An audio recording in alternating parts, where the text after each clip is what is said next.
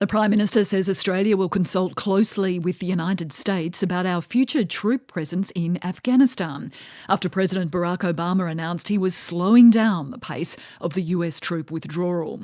The US leader says thousands of troops will need to remain in Afghanistan to counter a resurgent Taliban and help train Afghan forces. Anne Barker reports. It was one of Barack Obama's enduring promises to end the US war in Afghanistan before he left office. Now he's been forced to abandon the plan because Afghan security forces still aren't strong enough to repel the growing Taliban insurgency. I do not support the idea of endless war, and I have repeatedly argued against marching into open-ended military conflicts that do not serve our core security interests. Yet, given what's at stake in Afghanistan, and the opportunity for a stable and committed ally that can partner with us in preventing the emergence of future threats, I am firmly convinced that we should make this extra effort. Nearly 10,000 US troops will remain in Afghanistan next year, and instead of withdrawing all but a small embassy staff after that, the US will now keep 5,500 troops in 2017 at key military bases around the country to continue counter-terror operations and train Afghan soldiers. NATO's Secretary-General Jens Stoltenberg welcomes the decision. The Afghan security forces continue to carry out their security responsibilities in a very challenging security environment. So it is crucial that we continue to support them to preserve the gains we have achieved in Afghanistan through our joint efforts over many years. The NATO chief says the US decision paves the way for a sustained presence in Afghanistan by NATO allies and partners. Australia has only a small troop presence left in Afghanistan and, in line with the US, had planned to withdraw all troops by the end of next year.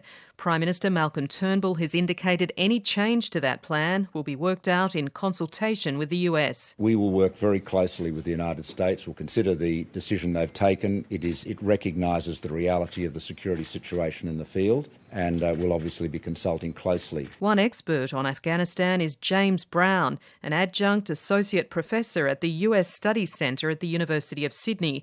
He says while Barack Obama's decision was clearly a difficult one, it's also prudent. It's clear that the situation on the ground in Afghanistan has changed in ways in the last few weeks even that have surprised US military analysts, and continuing on a timetable to draw down a presence there isn't smart when they don't know exactly what the security situation is. What danger is there then, as President Obama refers to, of the Taliban regaining complete control of Afghanistan, especially if US troops were to leave? Well, the problem is firstly that it would reverse many of the gains that have been made there, and that has obviously consequences for civilians and the sort of political freedom that's been achieved to an extent in Afghanistan.